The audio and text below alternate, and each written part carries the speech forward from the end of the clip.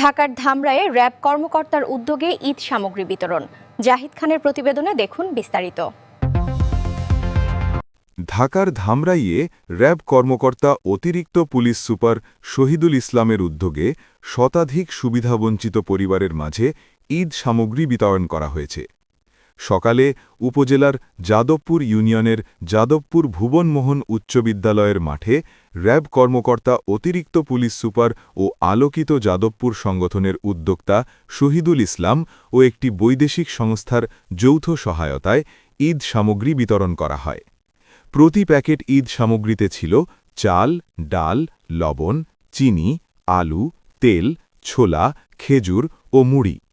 উল্লেখ্য, এই র্যাব কর্মকর্তা করোনা মহামারীর শুরু থেকেই ধামরাই সহ বিভিন্ন এলাকায় অসহায় দুস্থ মানুষের কল্যাণে অকাতরে সহযোগিতার হাত বাড়িয়ে দিয়েছেন।